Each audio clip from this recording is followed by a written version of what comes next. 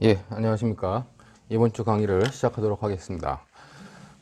이번 주는 정범과 공범 이론 두 번째로 간접정범과 그다음에 공범인 교사범, 방조범, 그다음에 이제 공범과 신분 관계를 살펴보고 죄소론과 관련돼 가지고 연결 효과에 의한 상상력 경합 여기까지를 살펴보도록 하겠습니다. 먼저 첫 번째 시간에는 간접정범에 대해서 알아볼 건데, 여러분들 교재 171페이지에 보면 간접정범에 대한 중요 논점들이 설명되어 있습니다. 간접정범을 보면은 간접정범이란 직접 실행 행위를 하는 타인을 앞세워 간접적으로 구성요건을 실현하는 경우를 말한다 그래가지고, 우리 형법은 34조 1항에 간접정범에 관련된 근거 규정을 가지고 있습니다. 근데 이제 34조 1항에 있는 간접정범의 근거 규정을 가지고 이것이 간접정범이 정범이냐 아니면 공범이냐 아니면 공범형 간접정범이냐 하는 여러 가지 논의가 있는데, 제 교환에는 간접정범의 본질 문제를 따로 설명하지 않았는데, 여러분들이 간접정범에 관련돼 가지고 설명할 때는 우리가 통설적 입장이라고 할 수 있는 건 거의 그냥 간접정범은 정범이다, 여러분들이 이렇게 이해하시면 돼요. 간접정범이 정범이고 정범성을 나타내는 표지는 우월적 의사지배다 하는 정도를 이해하고 있으면 되는데, 이제 요번에 모의고사에 나왔던 문제와 관련돼 가지고 어떤 공범형 간접정범설도 약간 여러분들이 알 필요가 있어가지고 이 뒤에 기출문제를 해설할 때는 나왔는데 여기다는 설명을 안 했기 때문에 그 부분을 잠깐 살펴보고 가도록 하겠습니다. 자, 우리가 기본적으로 간접정범 그러면은, 자, 갑이라고 하는 어떤 이용자가 있고, 그 다음에 을이라고 하는 피이용자, 이용을 당하는 사람이 있어요. 즉, 갑이 을한테 어떤 행위들을 교사하거나 방조, 이걸 이제 법조문에서는 교사나 방조라고 표현하고 있는데, 우리는 그런 우월적 의사지배를 통한 이용하여라는 의미 정도 사용하고 있는데, 그런 것들을 가지고 을의 어떤 범죄 행위를 시키는 거, 우리가 이런 것들을 간접정범이라고 얘기하는 겁니다. 특히 여기서 이 이용자, 갑을 자기가 직접 범죄를 실행할 수 있음에도 불구하고 을을 통해서, 을의 어떤 행위를 통해 가지고 자기의 범죄를 실행시킨 사람이라 가지고 간접정범이라고 하죠. 자, 근데 얘가 공범이냐 정범이냐 하는 논의가 있다는 거는, 원래 간접정범이 지난 시간에 약간 얘기했었는데, 간접정범이 나오게 된 계기가 뭐냐, 간접정범은 교사범이나 방조범, 특히 교사범으로 처벌할 수 없는 경우에 처벌의 공백을 메우고자 나왔던 개념이 간접정범이었어요. 그러나 이제 간접정범은 뭐다? 그런 것들을 넘어서가지고 이제 정범 개념의 우위성 원칙에 의해서 간접정범은 정범이다, 우월적 의사지배를 갖는 정범이다 하는 것이 이제 학계의 일반적인 견해다, 이렇게 여러분들이 생각하시면 될 것 같아요. 근데 우리 형법은 34조 1항에서 특별하게 규정을 하고 있기 때문에 이와 관련된 해석이 이 간접정범이 정범이다 하는 기본적인 견해 이외에 공범이다 하는 견해도 있고, 공범형 간접정범이다 하는 견해도 있다는 겁니다. 이게 무슨 차이냐? 기본적으로 공범이다라고 주장하는 교수님은 거의 없으세요. 몇몇 교수님이 있는데 거의 극소수설이다 이렇게 보시면 되고, 공범형 간접정범이다 보는 견해도 우리가 기본적으로 34조 1항에 의하면은 얘는 이용자고 얘는 피이용자예요. 이 피이용자의 지위가 있는데, 피이용자는 몇 가지 요건이 있는데, 첫 번째가 어느 행위로 인해서 처벌되지 않거나 과실범으로 처벌되는 자라고 하는 전제 조건이 붙게 됩니다. 즉, 피이용자한테 붙는 조건은 이런 두 가지 조건을 갖춰야 되고, 이용자는 우월적 의사지배를 갖춰야 돼요. 근데 만약에 얘가 처벌받지 않거나 아니면 과실범으로 처벌되는 요건은 갖췄지만 얘한테 의사지배가 인정되지 않을 때, 그때 우리가 이걸 공범형 간접정범으로 봐야 된다 하는 경우가 공범형 간접정범설이다. 그렇기 때문에 공범형 간접정범설은 기본적으로 간접정범에 관련돼 가지고 우월적 의사지배를 요구하지 않는다. 그러니까 이 간접정범의 본질구를 한다. 정범설은 이런 두 가지 요건, 그러니까 이 피이용자의 요건 이외에 이용자한테 우월적 의사지배라고 하는 거를 인정하는 반면에, 공범형 간접정범설은 이 요건만 충족하면 되고, 이 요건, 얘가 가져야 되는 조건은 우월적 의사지배라고 하는 이 요건을 갖추지 않더라도 간접정범으로 처벌할 수 있다, 이렇게 보는 것이 공범형 간접정범설이다. 그렇게 여러분들이 이해해 두시면 될 것 같습니다.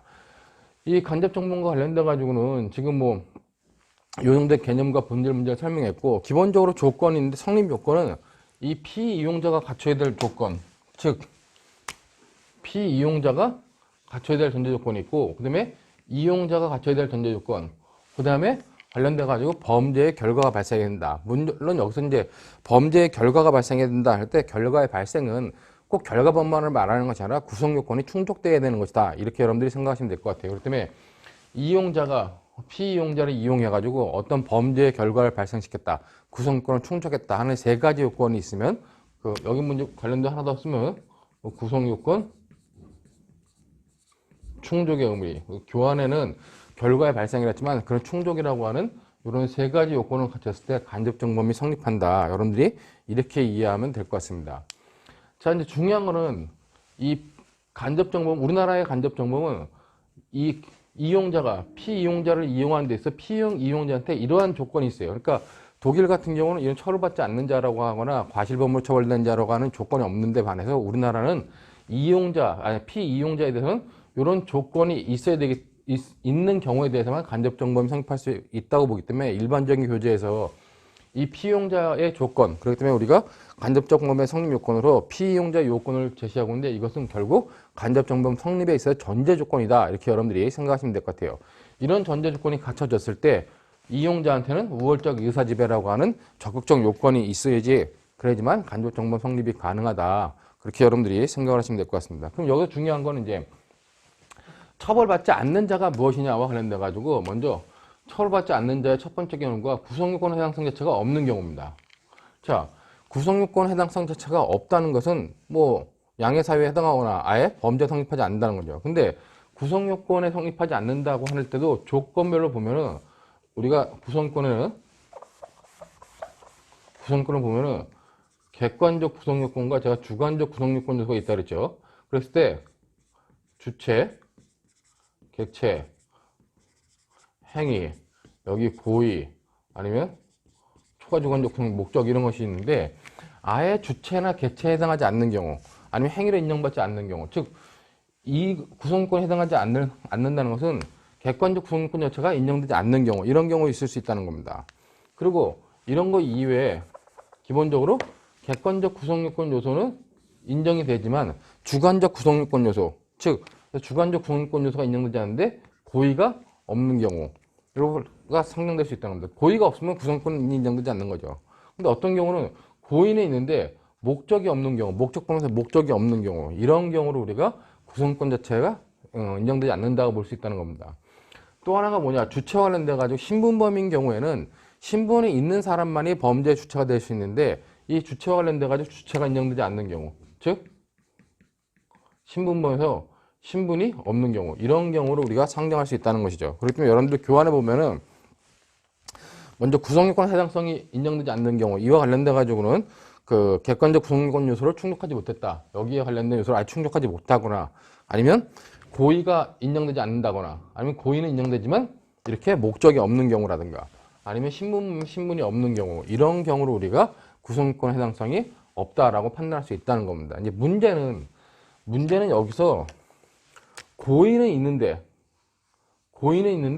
목적이 없는 경우 아니면 신분이 없지만 나머지 요소는 다 갖추고 있는 경우 신분이 없지만 고의까지 있는 경우 이런 경우에 과연 우리가 간접정범을 인정할 수 있겠냐는 겁니다. 간접정범이 이런 조건을 갖췄다 할지라도 우월적 의사지배가 있어야지만 성립하는데 과연 어떤 범죄에 대해서 목적은 없지만 고의가 있는 경우 단지 신분이 없지만 모든 것을 다 충족하는 경우 그런 경우라고 하는 것은 이 피이용자가 이미 사태를 다 지배하고 있다고 판단하기 때문에 우월적 의사지배라는 거, 즉 의사지배가 인정될 수 없다라고 하는 견해가 있을 수 있다는 거죠. 그와 관련돼 가지고 이제 견해가 대립하는데 이때의 우월적 의사지배다 할 때 우월적 의사지배는 사실적 의사지배가 아니라 규범적 사회적 해석에 의해서 의사지배를 해석할 수 있다라고 보는 견해가 국내에서 다수혈적 견해예요. 그렇게 본다면은 비록 고의를 갖고 있더라도 목적이 없거나 신분이 없더라도 신분이 없거나 목적이 없지만은 고의가 있는 사람이라 할지라도 사실적 의사지배는 없지만 사회적 규범적 의사지배가 있어가지고 간접정범이 성립할 수 있다. 이렇게 보는 것이 국내에서 다수혈적 입장이고 판례의 입장이다. 그런 논점이 있는 부분들을 여러분들이 잘 생각하시면 될 것 같습니다. 그렇기 때문에 거기 박스에 보면 간접정범의 인정 여부라고 하든지 제가 파란색 그 박스에 파란색으로 해놨는데 그 위에 고의가 있고 목적이 없는 경우, 고의가 있고 신분범에서 신분이 없는 경우, 요 두 가지 경우에 관련된 해석을 그 박스에다 정리해 놓은 거죠. 부정설은 의사지배가 부정된다. 여기 이제 의사지배가 부정된다는 건 고의가 있었기 때문에 사실적 의사지배가 부정된다는 거고, 긍정설은 규범적 사회적 행위지배가 인정된다. 여기서 말하는 의사지배는 사실적 의사지배가 아니라 규범적 사회적 평가를 통해서 하는 의사지배이기 때문에 충분히 인정된다고 보는 것입니다. 그 반면에 이제 공범형 간접정범설이 있는데, 아까 말했지만 공범형 간접정범설은 뭐냐, 이 피이용자가 처벌되지 않거나 처벌되지 않기만 하면은 우월적 의사지배 여부를 논할 필요가 없기 때문에, 이렇게 처벌되지 않은 경우에는 그냥 34조 2항에 의해서 공범형 간접정범으로 처벌할 수 있다는 겁니다. 이제 판례는 그 긍정설을 취해가지고 규범적 사회적 행위지배설과 같이 이제 긍정설적 입장에 취하고 있다. 그렇게 여러분들이 이해해 두시면 될 것 같아요. 이 부분이 바로 우리 모의고사에 나왔던 부분이죠. 간접정범 관련돼 가지고는 굉장히 객관식 용어로 나올 수도 있는데 주관식 사례형으로 나오기에는 굉장히 힘들었습니다. 근데 최근에 어떤 그 모의고사에서 한번 나왔었기 때문에 이런 논의들은 여러분들이 잘 알고 있어야 된다라고 판단이 됩니다. 자, 이 정도로 보고 이제 그 다음에 이제 구성요건 자체는 인정되는데 위법성이 없는 경우, 이런 경우도 우리가 이제 여기서 처벌되지 않는 자로 볼 수 있겠죠. 그 다음에 구성권이 인정되고 위법성까지 인정되는데 책임이 없는 경우, 이런 사람들도 우리가 인정할 수 있다는 겁니다. 근데 책임이 없다 그랬을 때 책임이 없는 것도 책임 능력이 없는 경우, 이 교환해 보는 것처럼 형사 미성년자인 경우, 그런 경우는 책임 능력이 없죠.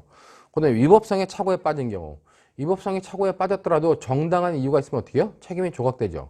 그 다음에 이제 유전착에 빠진 경우도 경우에 따라 가지고는 엄격 책임서를 취하면은 책임이 없다고 판단할 수 있는 경우도 있는데, 그런 경우가 바로 여기에 해당한다. 물론 아직 판례는 안 나와 있지만 뭐 학자들 사이에 굉장히 논의가 있는 것이, 책임이 조각되는 이 경우에서도 유전착에 빠진 경우나 위법성의 착오에 빠진 경우와 관련돼 가지고 정당한 이유 유무에 따라 가지고 간접정범 성립을 논할 것이냐, 아니면 교사부만 논할 것이냐, 이런 논의가 있는데, 제가 볼 때는 그 부분은 굉장히 어려운 부분이라 가지고 아직까지 시험에 출제되기는 어려울 거다 생각해 가지고 아예 교환에도 정리를 안 해놨습니다.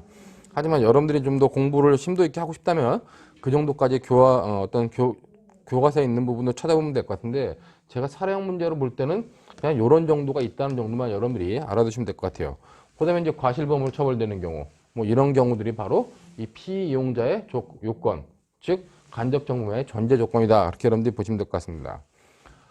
그 다음에 이제 이용자의 요건으로 이용자는 우월적 의사지배를 해야 된다는 거예요. 즉, 이 간접정범이 정범이라고 보는 견해들에 의하면 피이용자한테는 이런 조건이 있어야 되고 이용자한테는 우월적 의사지배가 있어야 된다는 겁니다.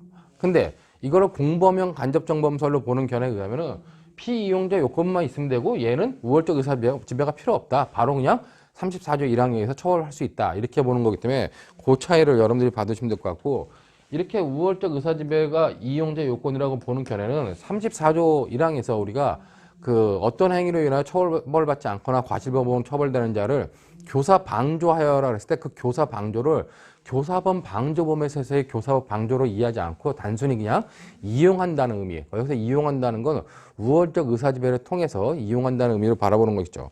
그렇기 때문에 우월적 의사지배를 통해서 이용한다는 의미로 해석하는 정도다. 그렇게 여러분들이 보시면 되고, 이런 요건과 마지막으로 이제 구성요건이 충족, 결과가 발생해야 된다라고 하는 세 가지 요건을 충족하면은 간접정범이 성립한다. 그렇게 여러분들이 이해하고 있으시면 될 것 같아요. 이것 관련돼 가지고 논의를 하나 더 추가하면은 교재에 없는 부분이지만, 만약에 처벌받지 않는 게 아니라 구성권에 나고 위법하고 피이용자가 유착한 행위를 한 사람이다. 이런 경우도 간접정범이 성립할 수 있겠느냐 하는 문제가 발생을 합니다. 이건 독일에서 발생하는 문제인데, 독일 같은 경우는 피이용자에 제한이 없어요. 그렇기 때문에 피이용자가 정범이라 할지라도 간접정범이 우월적 의사지배를 통해 가지고 정범의 행위를 지배했다면 그때는 저 사람한테, 이용자한테 간접정범을 인정합니다. 그러나 우리나라는 이렇게 조건이 달려있기 때문에 이런 경우는 피이용자가 이렇게 구성권에 해당하고 위법하고 유착하다고 했을 때는 간접정범이 성립할 수 없다. 그러니까 우리가 이런 경우에도 얘가 간접정범이 성립한다는 거를 정범 배후의 정범 이론이라 하는데, 우리나라에서는 인정될 수 없다는 것이 뭐 다수의 학설 이야기다. 그렇게 여러분들이 보시면 될 것 같아요. 그럼 만약에 이렇게 되는 경우, 피이용자가 이렇게 되는 경우는 저기 이용자는 어떤 죄책을 져야 되냐와 관련돼 가지고 이용자는 간접정범이 간접정범의 전제 조건이 안 되기 때문에 저 이용자 같은 경우는 교사범 또는 아니면 뭐 공동정범 정도로 뭐 해결할 수 있다. 이렇게 여러분들이 보시면 될 것 같고, 우리 여러분들 교환 보면은 그 법조문을 써놨는데 34조 2항에 자기의 지휘 감독을 받는 자를 교사 방조하여 전형의 결과를 발생케 한 자는 교사인 때는 정범에 정한 형의 장기 또는 다액의 2분의 1까지 가중하고 방조인 때는 정범의 형으로 처벌한다. 가지고 이제 장기나 그 정범의 형의 장기 또는 다액의 2분의 1까지 가중하고 있는데 특수한 교사 방조라고 하는데 이 34조 2항에 의해서 이 이용자를 처벌할 수도 있다. 그렇게 여러분들이 생각해 두시면 될 것 같습니다. 이 정도가 간접정범에 관련된 기본적인 뭐 논점이다. 그렇게 여러분들이 보시면 될 것 같아요. 이 기출문제를 보면은 간접정범 관련돼 가지고 변호사 시험에 출제된 경우는 뭐 아직 없었습니다. 그런데 이제 최근에 18년도 모의고사에 보면은 이 간접정범과 관련돼 가지고 그 문제가 하나 나왔었는데 그 이런 경우에 관련돼 가지고 여러분들이 좀 살펴봐야 될 것이 있습니다. 이 18년도 모의고사 문제는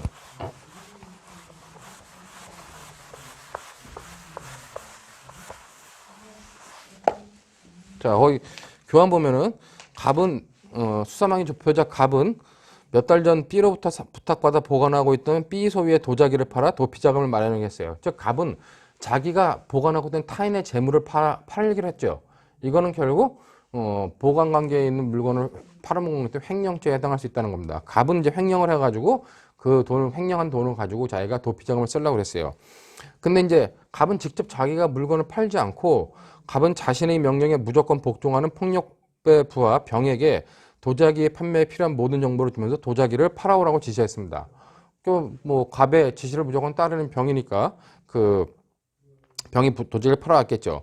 근데 갑이 도자기를 보관하게 된 모든 사정을 알고 있던 병은 갑의 말대로 했어요. 자, 이때 이제 검사가 갑을 갖다가 그 횡령죄의 간접정범이 성립한다고 주장하고 있다는 겁니다. 그럼 검사의 주장이 타당한지 아니면 그 반박 논리가 무엇인지를 제시하라는 문제가 18년도 모의시험에 나왔던 겁니다. 즉 관련돼 가지고 지금 갑은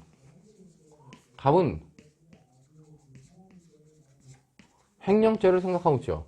근데 얘가 어떻게 했다? 얘가 병한테 판매를 지시했어요. 그래서 얘가 판매한 겁니다. 그랬더니만 이와 관련돼 가지고 갑이 뭐냐? 갑이 검사가 갑을 갖다가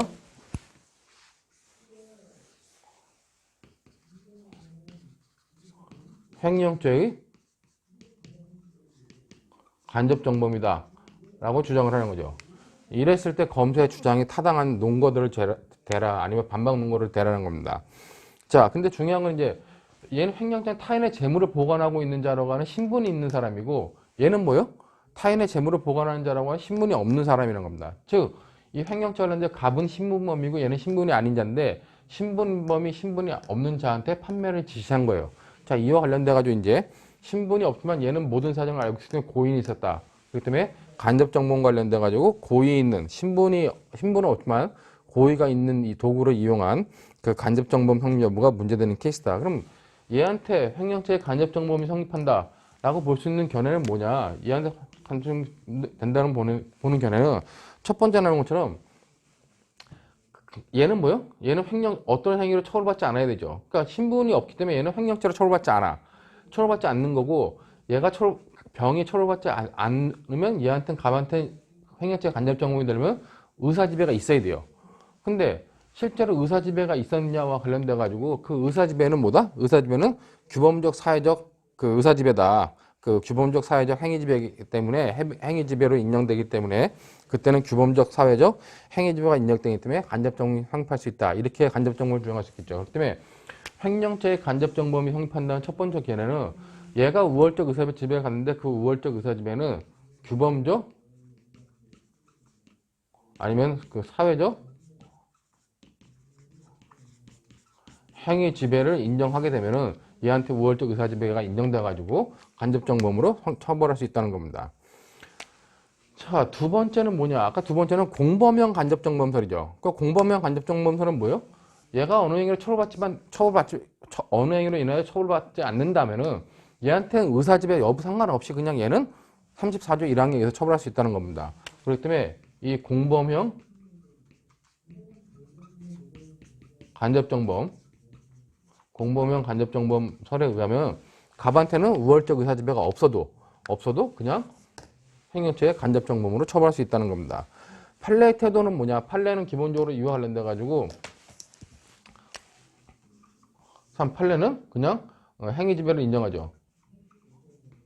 뭐 행위지배를 인정해가지고 정확히 보면 판례가 행위지배를 인정한다는 표현을 안 했지만은 그 경우에서 행위지배를 인정하는 것과 똑같이 그냥 간접정범을 인정해버립니다.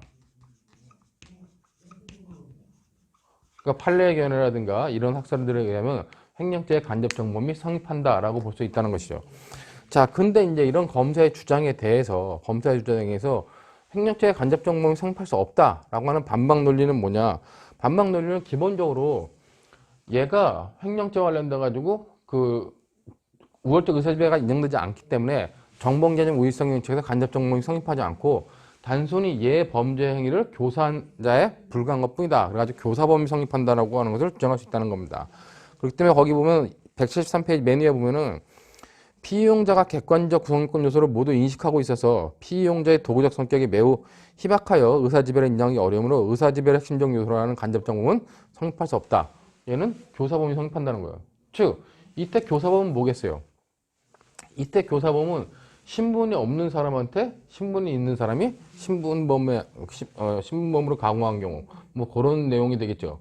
그렇기 때문에 관련돼 가지고 얘한테 뭐 교사범 성립할 수 있다 보면 되고, 그다음에 이제 34조 1항의 문헌에 반한다라고 해가지고 이것은 그 교환에 있는 것처럼 34조 1항은 어느 행위로 인하여 처벌되지 않는 자 또는 과실범으로 처벌되는 자를 이용한 경우에 간접정범이 성립한다는 것으로 규정하고 있으므로 피이용자가 비록 공범이지만 고의범으로 처벌되는 경우는 이용자에게 간접정범 성립을 인정할 수 없다라고 이제 주장을 해가지고 반박할 수 있다는 겁니다.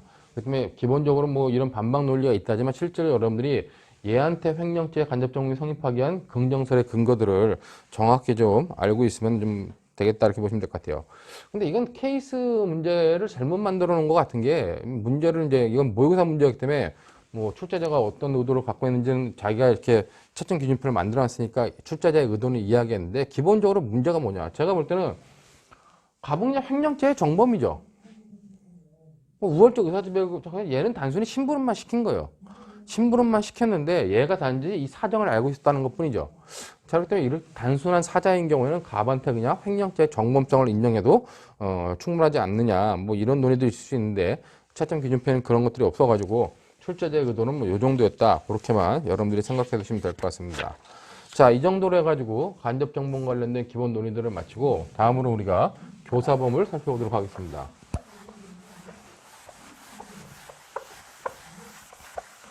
자, 교사범이라고 하는 것은 여러분들이 교환 174페이지에 있는데, 자, 교사범 관련돼 가지고는 교사범이란 타인으로 하여금 범죄 실행의 결의를 하게 하여 범죄를 실행시킨 자를 말한다 그랬습니다.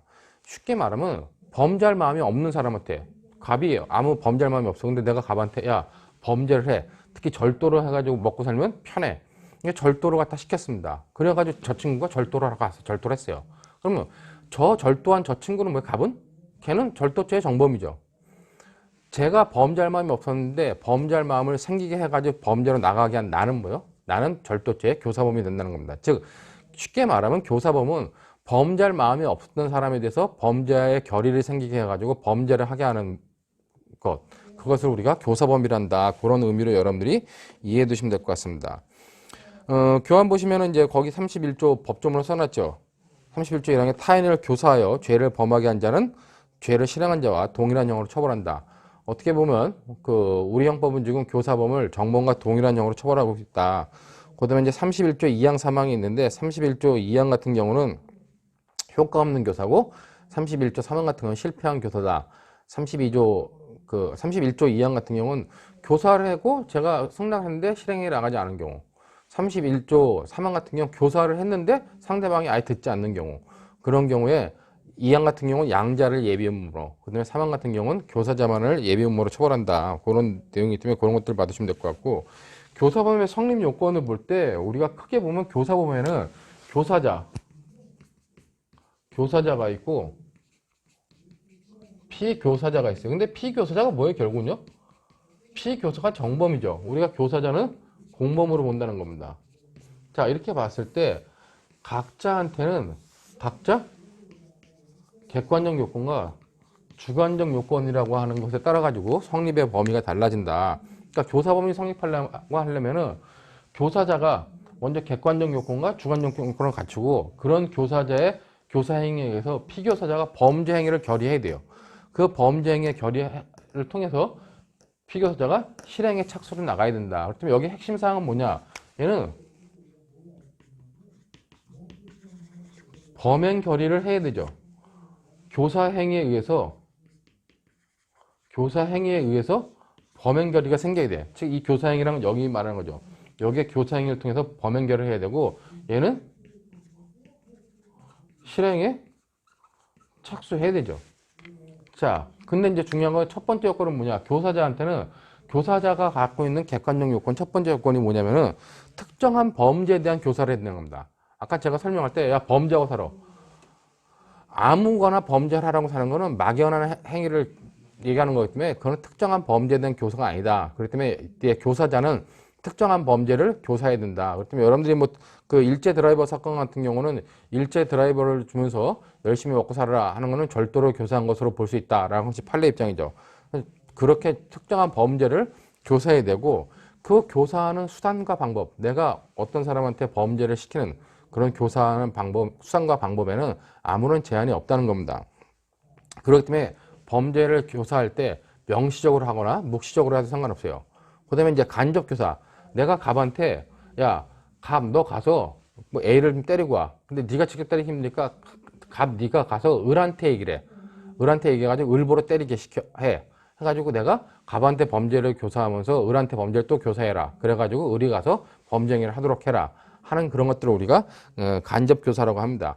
즉 교사의 교사라고 하죠. 자, 이런 교사의 교사는 특징이 뭐냐면 내가 실제 범죄를 실행하는 사람이 누군지 내가 알 수 있다는 거예요.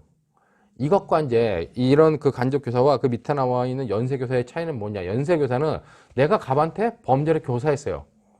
근데 갑이 혼자 하거나 자기가 하는 게 들어오니까 나한테 얘기 안 하고 갑이 을한테 범죄를 또 교사한 겁니다. 그렇지만 이제 을이 범죄란 거예요. 그럼 나는 뭐예요? 나는 을의 상태를 을의 상황을 모르죠. 을이라고 하는 사람의 존재를 모르는 거. 그걸 우리가 연쇄교사라 한다. 근데 이제 간접교사라든가 아니면 뭐 연쇄교사나 다 지금 학살 판례가 교사 범위를 인정하고 있다. 그 정도만 여러분들이 보시면 되고 이 객관적 요건으로서 우리가 교사자한테는 특정 범죄를 교사하고 그러니까 여기는 중요한 건 특정 범죄 교사하고 그 수단 방법에 제한이 없다는 거. 그 정도만 여러분들이 잘 봐두시면 될 것 같아요. 그렇기 때문에 명시적, 묵시적 가능하다. 그 다음에 간접교사도 가능하다. 단 부작위에 의한 교사는 안 되죠. 그러니까 부작위에 의한 교사는 가만히 있음으로 인해 가지고 누구한테 범죄를 하도록 시킬 수는 없다는 겁니다. 그렇기 때문에 그런 부작위에 의한 교사는 인정되지 않는다. 그렇게 여러분들이 보시면 될 것 같아요. 이것과 구별해야 될 것이 부작위에 의한 교사는 안 되지만 부작위 범에 대한 교사는 가능하죠. 내가 부작위로 가만히 있음으로써 다른 사람한테 범죄를 시켰다? 이건 불가능하다는 얘기입니다. 그러나 부작위 범에 대한 교사는 자 어떤 그 아버지가 아들이 물에 빠져 있어요. 근데 아버지가 아들을 물에 빠지면 미성년자인 아들이 물에 빠지면 구해야 될 법적인 의무가 있는데 그런 것들을 빠진 아들을 구하지 못하도록 구하러 나가지 않도록 그렇게 설득해가지고 구하지 않게 만들면 뭐예요? 그거는 부작위 범에 대한 교사가 성립할 수 있다는 것이죠.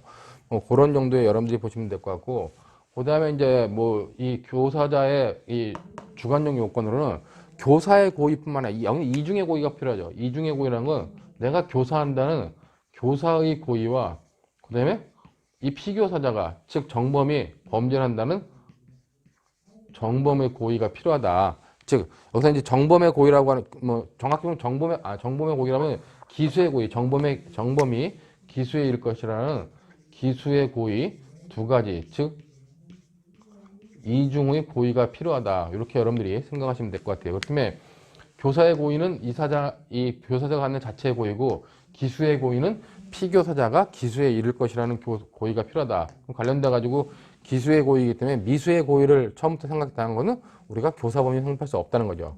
우리가 함정수사와 관련돼 가지고 결국 그 미수의 고의 같은 경우는 우리가 인정되지 않는다. 그렇기 때문에 함정수사는 우리가 교사 범위 아니다라고 이제 보는 거 논리적으로 가능한 거고, 그다음에 이제 교사자의 구체적이고 특정된 고의라고 했을 때 여기서 이제 교사의 고의는 내가 누구 행위를 어떤 범죄를 교사한다는 거기 때문에 관련돼서 연사교사도 우리가 교사로서 인정한다 하는 정도만 여러분들이 받으시면 될 것 같습니다. 그다음에 중요한 건 교사 행위로 인해서 이런 교사 행위로 인해서 범행의 결의가 있어야 돼요. 범행의 결의가 있다는 건 뭡니까? 여기는 결국 인과관계가 있어야 된다는 거죠. 자, 이와 관련돼 가지고 문제되는 게 이렇게 교사자가 교사할 마음을 가지고 교사를 했어요. 교사 행위를 했는데 얘가 범행 결의를 안 했어. 그런 경우 뭐예요? 그런 경우 우리가 32조 3항에 의해서 교사자만 예비음모로 처벌한다는 거죠. 우리가 이걸 갖다가 우리가 실패한 교사, 3항이죠. 실패한 교사를 가지고 교사자만 예비음모로 처벌한다. 이제 관련돼 가지고 이 윗부분에 실행에 착수한 행위는 뭐예요? 실행에 착수가 있어야 되는데 얘가 교사 행위를 했는데 피교사자가 오케이 했어요.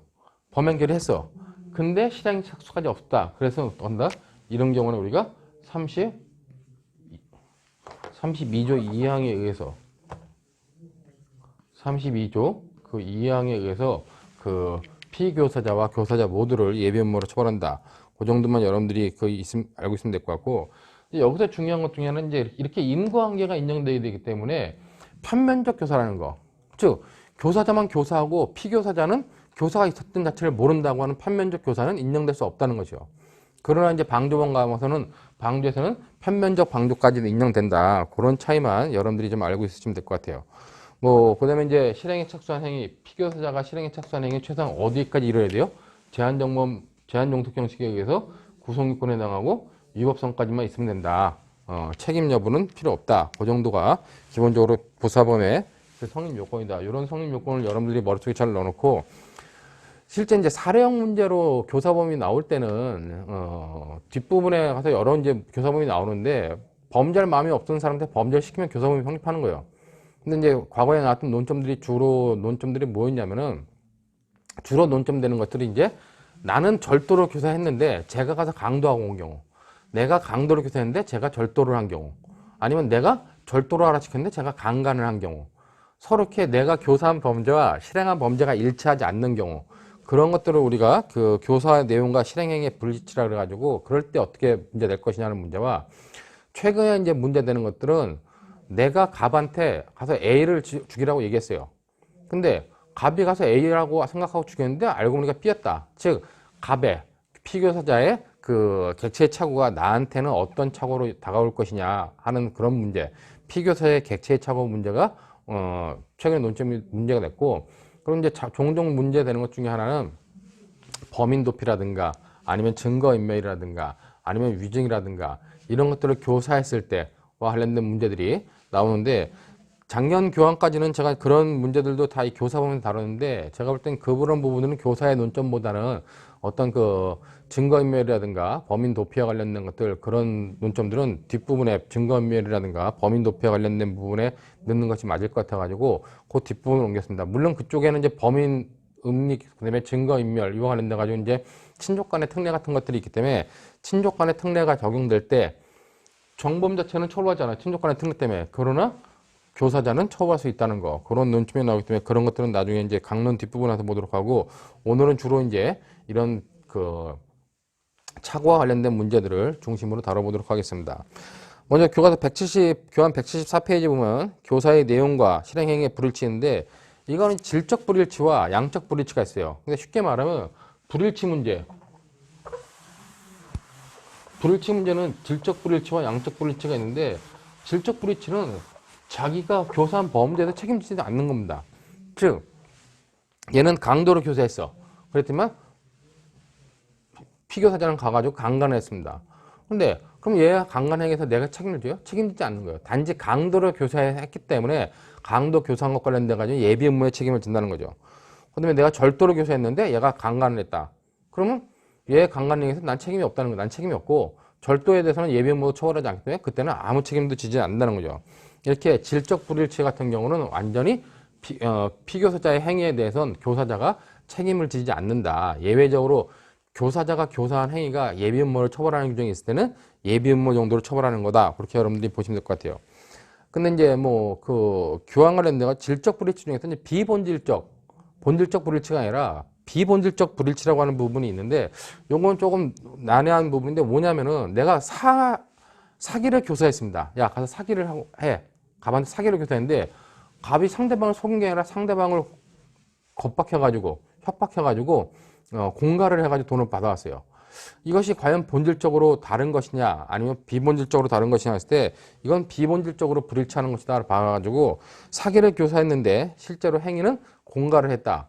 그럼 원래 본질적 불일치이기 때문에 이런 부분 관련된 그 질적 불일치이기 때문에 이런 부분은 기본적으로 아무 책임을 지지 않을 것 같지만 사기와 공갈은 행위 태양에 있어서의 어떤 그 기망의 수단을 사용했느냐 아니면 공갈을 사용했냐의 차이기 때문에 이때는 그냥 책임을 진다고 보는 것이 타당하다. 그렇기 때문에 그 사기를 교사했는데 공갈을 했다면 공갈에 대한 교사범의 책임을 지는 거다.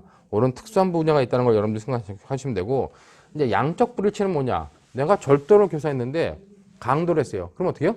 내가 교사한 부분, 내가 교사한 것보다 많은 행위를 했다면은 비록 많은 행위 했더라도 내가 교사한 부분에 대해서만 책임을 지는 겁니다. 내가 이만큼을 교사했어요. 이만큼을 크게 교사했는데 얘가 적게 실행했다면 어떻게 해요? 그때는 양적 불일치 때는 그냥 적게 실행한 부분에 대해서만 책임을 지는다는 거예요. 그렇기 때문에 여러분들 거기 양적 불일치 미달 관련돼 가지고 존속 사례를 교사했는데 실행 행위가 보통 사례였다. 그냥 보통 사례 책임만 진다는 거죠. 그럼 강도를 교사했는데 절도를 했다. 그럼 절도에 대해서만 책임진다는 겁니다. 반대로 절도를 교사했는데 강도를 했다. 그럴 땐 절도에 대해서만. 쉽게 보면은 양적 불일치와 관련돼 가지고 여러분들이 적은 범위의 행위들만 책임지는구나. 그 정도로 보시면 될 것 같아요. 그리고 이제 교사범 관련된 특이한 것 중에 하나가 결과적 가중범 관련된 부분이 있습니다. 내가 강도를 교사했어. 근데 얘가 가가지고 강도 치상이라든가 강도 치사까지 하는 행위를 했다. 그럼 나한텐 어떤 교사범의 책임을 져야 되겠냐 관련돼 가지고 우리 판례는 그때는 이제 강도를 교사했을 때 어떤 치사의 결과라든가 아니면 치상의 결과에 대해서 예견 가능성이 있다면 강도 치사나 강도 치상의 그런 그 교사범위 성립할 수 있다 이렇게 보는 것이 예견 가능성 가지고 보는 것이 판례 입장이다. 그러나 부정적인 견해도 있는데 판례 입장에 따르면 강도를 교사했음에도 불구하고 얘가 강도 치사를 했을 때 강도 치사의 교사범위 성립 가능하다. 그렇게 여러분들이 봐두시면 될 것 같습니다. 교사범 관련돼 가지고 이런 양적 불일치 문제 같은 경우는 양적 불일치, 질적 불일치는 굉장히 많은 부분을 나왔어요. 이때까지요. 기출문제에서. 근데 크게 점수가 뭐 배점이 8점짜리 이상, 10점짜리 이상으로 큰 문제가 아니라 한 뭐 3점짜리, 4점짜리 이렇게 중소형 지문이었기 때문에 따로 이제 여기서 설명을 기출문제 안 해놨지만 이런 것들을 여러분들이 항상 머릿속에 염두에 둬놓고 이런 걸 우리가 이제 끌어낼 수 있구나 하는 정도로 생각해 두시면 될 것 같습니다. 근데 여기서 이제 중요한 게 피교사자의 객체의 착오가 과연 나한테는 어떻게 다가올 것이냐 하는 문제가 발생을 하는데 우리 교환해 보는 것처럼 갑이 을에게 A의 사례를 교사했습니다. 즉 갑이 을한테 A에 대한 사례를 교사했어요. 그러니까 을이 가서 A를 죽였습니다. A를 죽였는데 알고 보니까 얘가 B였다는 거예요. 즉 얘한테 객체의 착오가 일어났는데 객체의 착오가 일어났죠. 자, 이랬을 때 이제 갑한테 어떤 죄책을 물을 수 있겠냐는 겁니다. 먼저 얘는 교사범이고 얘는 실행하기 때문에 정범이에요. 얘는 살인죄 정범이죠. 사람을 살해했기 때문에. 그러면 얘가 객체의 착오를 일으키는 것에 대해서는 어떻게 해결할 것이냐 관련돼 가지고 얘가 정범이 객체의 착오를 일으켰다는 것은 어느 학설에 의하든 구체적 부합설에 의하든 법정적 부합설에 의하든 뭐요? 법정적 부합설에 의하면 그냥 B에 대한 살인기소. 구체적 부합설에 의하면 어떡합니까? 구체적 부합설에 의하면 객체의 동일성에 관한 착오는 형법상 중요한 착오가 아니기 때문에 뭐 그냥 발생한 대로 기소를 인정한다. 즉 얘가 인식한 거는 B에 대해서 저기 있는 사람에 대해서 총을 쏴가지고 죽인 거예요. 근데 알고 보니까 A가 아니었다 B였다는 것 뿐이죠. 그렇기 때문에 이렇게 객체의 착오였다 그러면 얘한테는 뭐다? 을한테는 그냥 을의 객체의 착오였을 때 을한테는 그냥 B에 대한 살인죄가 성립한다는 겁니다. 을은. 문제는 이제 이 객체의 착오가 얘한테는 어떤 착오로 다가올 것이냐. 그러니까 얘의 객체의 착오가 얘한테는 어떤 착오냐. 이것도 얘한테도 객체의 착오다 라고 보는 견해가 있고, 얘의 객체의 착오는 얘한테는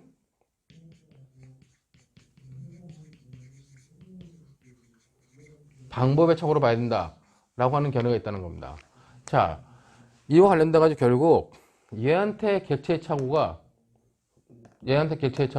피교사자한테 객체의 착오가 교사자한테도 객체의 착오다 라고 보는 견해에 의하면 어떻게 돼요? 얘가 을이 B에 대한 살인죄가 될 때 갑은 무슨 죄가 됩니까? 얘도 객체의 착오기 때문에 객체의 착오는 법정적 법설이나 구체적 법설에 의해 결론이 동일하죠. 발생한 사실의 기술을 인정한다 그랬잖아요. 자, 그렇기 때문에 얘는 뭐다? 얘는 B에 대한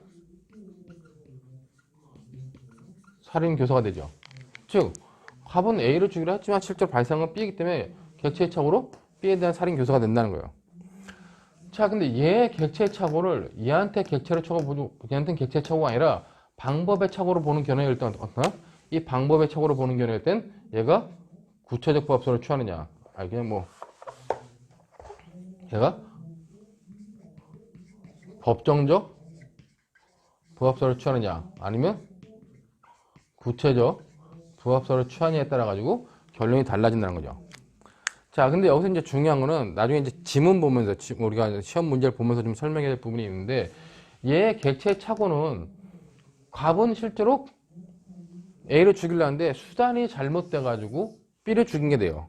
그렇기 때문에 얘의 객체의 착오는 얘 입장에서 보면 그냥 방법의 착오와 구조상으로 동일하다. 그렇게, 즉 얘의 객체의 착오를 얘의 방법의 착오로 보는 견해는 근거가 뭐다? 근거가 구조상 동일하다는 거예요. 즉, 을의 객체의 착오가 갑의 입장에서는 방법의 착오와 구조상 동일하다는 겁니다. 근데 얘의 객체의 착오로 보는 견해는 뭐냐?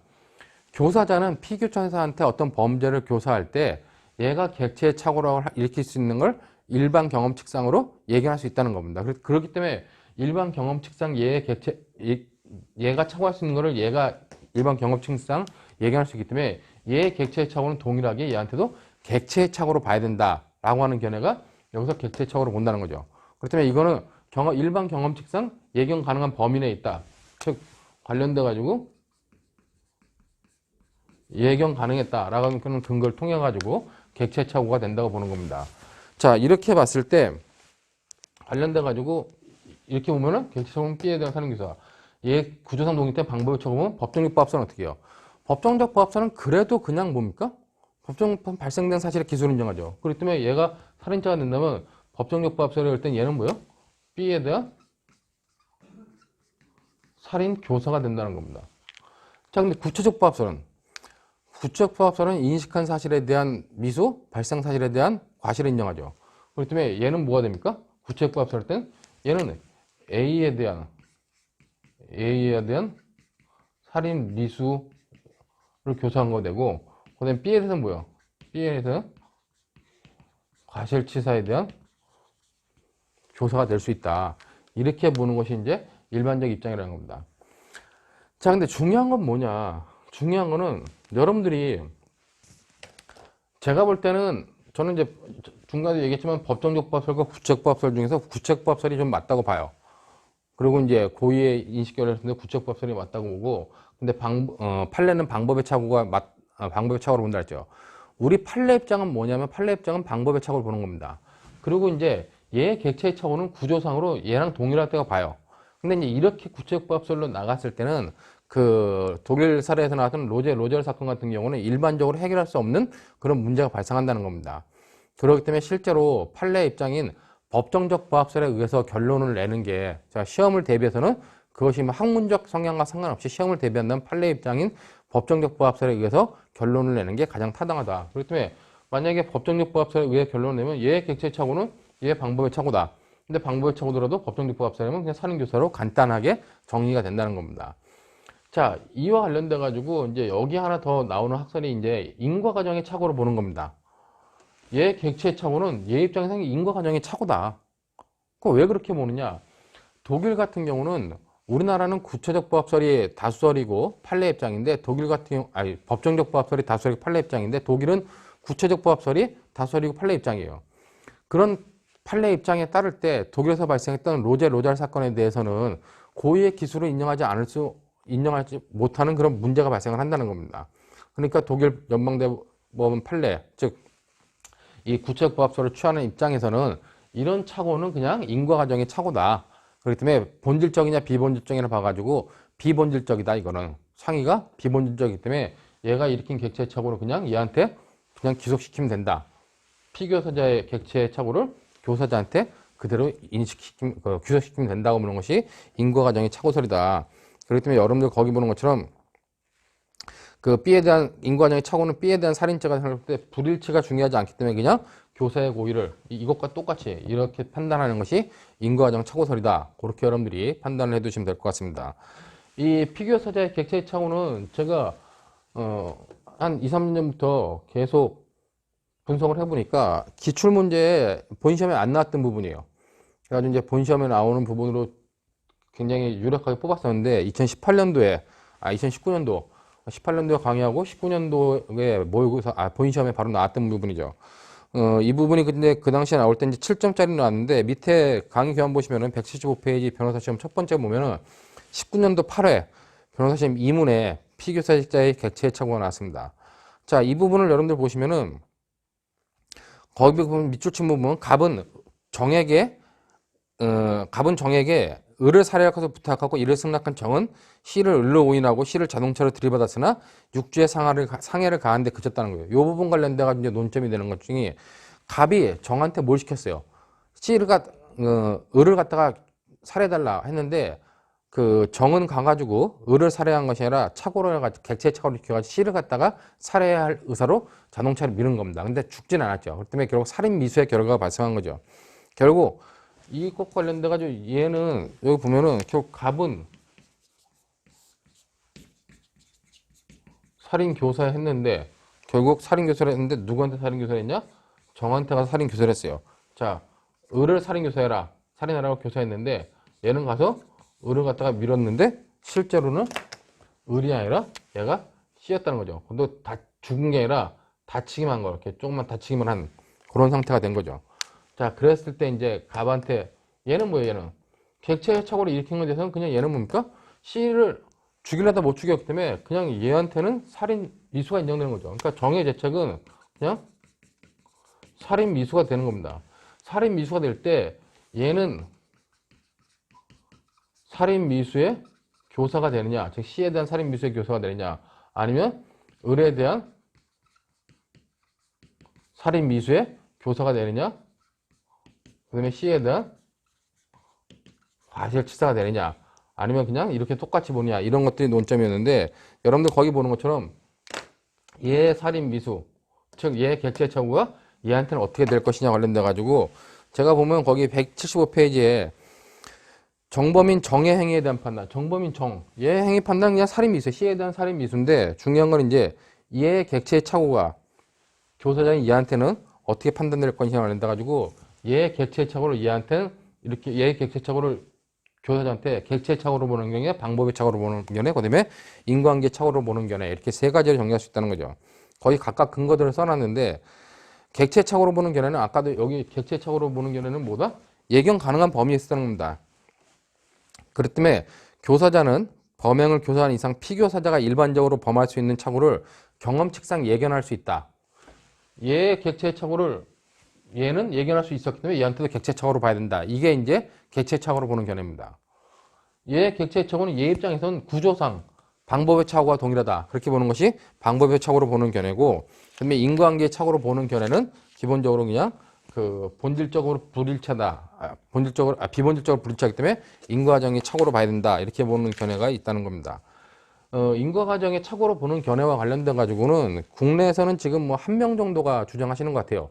근데 이제 항상 이 교환 사례 연습에 나올 때 보면은 사례 연습에 나오는 이런 그 해설 지면에 보면은 이렇게 객체의 착오로 보는 견해, 방법의 착오로 보는 견해, 그다음에 인과과정의 착오로 보는 견해도 나오기 때문에 세 가지 견해가 대립한다고 보시면 되고 주로 견해는 요 두 가지의 대립이다. 그렇게 여러분들이 받으시면 될 것 같습니다. 그것 관련돼 가지고 결국 갑의 재책, 이 갑의 재책, 여기서 문제 갑의 재책 관련돼 가지고는 객체착오로 보는 견해 중에서 객체착오로 보면 얘는 그냥 C에 대한 살인 미수의 교사죄. 방법의 착오로 보는 중에서 관련돼 가지고 법정적 부합설에 의하면 똑같이 이렇게 보겠지만은 이렇게 부채적 부합설에 의하면 을에 대한 그 살인 미수 교사, 을에 대한 살인 미수 교사와 과실치상죄의 상상적 경합이 된다. 그렇게 여러분들이 정리해 두시면 될 것 같습니다. 요렇게 이제 19년도에 작년 시험이죠서 작년 8회 시험 문제 나왔던 문제라 가지고 여러분들이 좀 유의 있게 봐주시면 됐고, 요 문제는 앞으로도 계속 뭐 나올 수 있는 부분이기 때문에, 왜냐면 19년도에 항상 공모관계 이탈이 나오다가 공범관계 이탈이 19년도에 나왔는데 20년도에 그 9회 시험에도 공모관계 이탈이 또 나왔었죠. 뭐 연속으로도 나올 수 있기 때문에 항상 여러분들이 유력하게 좀 봐두셔야 될 문제 같고, 가뜩이나 근데 또 올해 모의고사, 올해 2000년도 모의고사 1차 시험에도 이 피교사제 객체착오가 시험 문제 나왔습니다. 자, 이것 관련돼 가지고 여러분들 보시면 이거는 조금 다른 논점인데,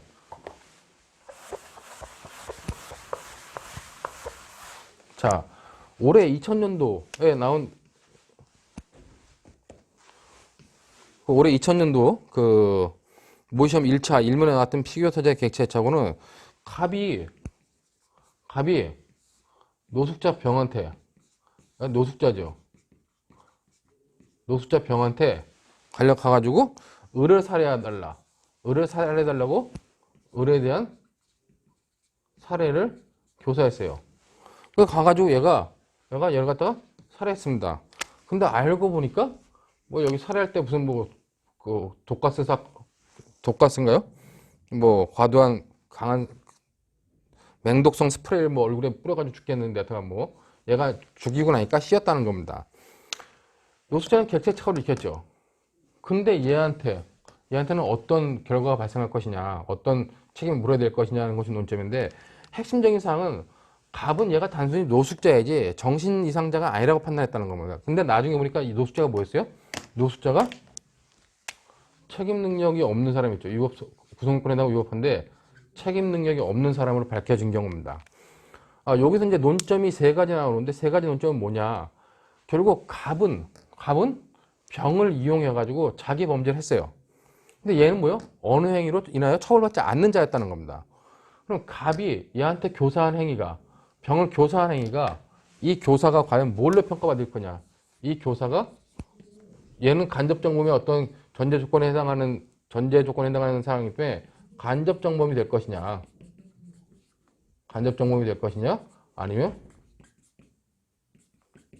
교사범이 될 것이냐를 논해야 된다는 거죠. 자, 만약에 얘가 비록 구속력에 해당하고 위법하지만 책임이 없다 할지라도 갑한테 간접정범이 성립하고 교사범이 성립한다면, 그랬을 때 얘가 교사범이 성립한다면 얘 객체의 착오, 일단은 이 병의 객체의 착오를 얘한테는 어떻게 판단할 것이냐. 그 다음에 이제 관련돼가지고 또 하나의 논점은 얘한테 무슨 착오를 보든 간에 그럴 때 이제 결과가 어떻게냐. 귀속 문제, 즉 책임 문제는 어떻게 될 것이냐 하는 세 가지의 논점 정도가 핵심적인 논점이었다는 겁니다. 자, 그렇기 때문에 얘가 노숙자를 이용했을 때 얘는 무슨 고의를 가지고 했습니까? 간접정범의 고의를 가지고 했어요? 아니죠. 단순히 범죄를 교사한 것 뿐이죠. 갑이 병을 갖다가 우월적 의사지배를 통해서 하겠다 하는 그런 간접정범의 고의가 아니었고 단순히 교사범의 고의이기 때문에 이때는 당연히 교사범 성립한다는 겁니다. 이것이 첫 번째 논점이고, 얘가 교사범이 성립할 때 얘 객체의 착오는 뭐다? 이 병의 객체의 착오는 어떻게 될 것인가를 가지고 우리 이제 원래 강의 평가한 이 채점 기준표에는 얘의 객체의 착오는, 그러니까 병의 객체의 착오는 갑한테는 그냥 방법의 착오가 정답이다, 이렇게 정리를 해놨어요. 방법의 착오로 간다. 그런데 실제로는 방법의 착오로 갈 수도 있고 객체의 착오로도 볼 수 있어요. 그렇다면 얘의 객체의 착오가 얘한테는 방법의 착오로 간다면 여러분들이 구조상 동일하다는 논리를 대면 되고, 얘의 객체의 착오가 얘한테 객체의 착오로 가는 거는 얘의 착오가 예견 가능한 범위이기 때문에 그대로 얘한테 규속해야 된다라고 하는 논거들을 대면 된다는 겁니다. 또 하나는 인과과정의 착오로 봐도 된다는 거죠. 근데 이제 방법의 착오로 봤을 때 그럼 어떻게 해결할 것이냐 관련돼 가지고 여기 해가지고 이 규속 문제는 결국 법정적 부합설과 구체적 부합설에 의한데 법정적 부합설에 의한 결론을 내면 여러분들이 쉽게 논리적으로 풀어갈 수 있다. 그런 정도만 여러분들이 받으시면 될 것 같습니다.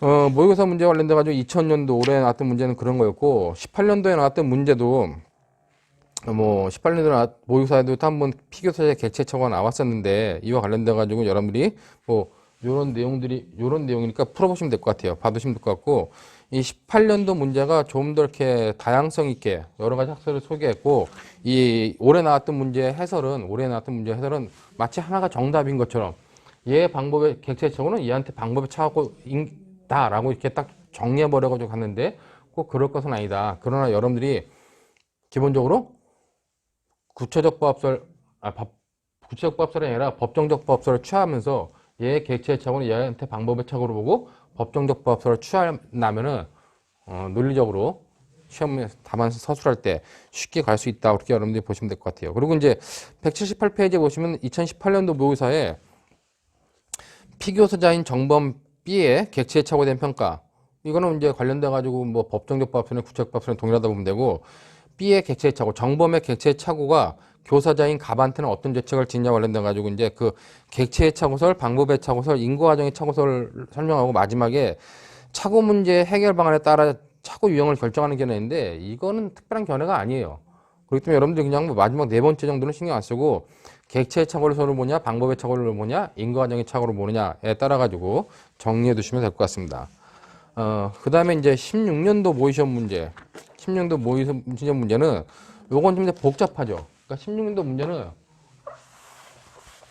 이게 가장 학생들을 괴롭혔던 문제라고 판단되는데 이게 왜 그러냐면은 갑이 여기 이제 16년도 모의시험 문제는 을이죠.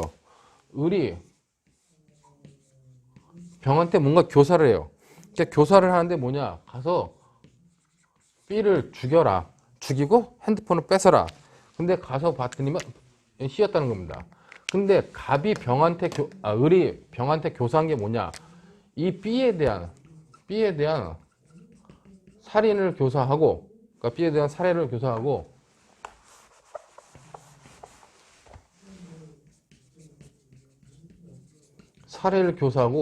B 재물에 대한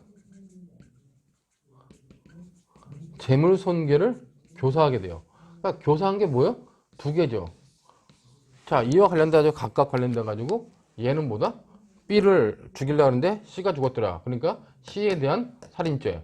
그 다음에 C의 재물에 대한 재물손괴죄. 두 가지 성립한다는 겁니다. 그때 얘에 대해서 이제 어떤 죄책이 성립할 수 있겠냐는 데 관련돼가지고는 이런 논의에 따라가지고 여러분들이 쭉 봐두시면 될 것 같습니다. 근데 이 179페이지부터 180페이지까지 가지고는 요때 이제 문제는 뭐였냐면은 가장 가볍게 하기 위한 논리를 대라는 건데 가장 가볍게 하기 위한 논거들은 뭐냐? 모든 학설들에 의한 모든 해결 방안들에 의한 결론을 내보고 나서 판단해야 된다는 문제가 있었죠. 근데 이제 여기서 중요한 거는 여러분들이 쭉 내보시고 결론을 정하시면 돼요. 180페이지에 딱 정리해놨는데 여기도 보면 얘의 객체의 착오가 얘한테 어떤 착오를 볼 것이냐, 객체의 착오를 볼 것이냐, 방법의 착오를 볼 것이냐, 인과과정의 착오를 볼 것이냐. 특히 방법의 착오를 볼 때는 법정적 부합설과 구체적 부합설의 결론이 달라진다 이렇게 보고 있는데 제가 아까 이제 설명을 안 한 게 있는데 얘의 객체의 착오가 얘한테 방법의 착오를 본다. 방법의 착오를 볼 때 얘 방법의 착오를 볼 때는 법정적 부합설과 구체적 부합설이 있다 그랬어요.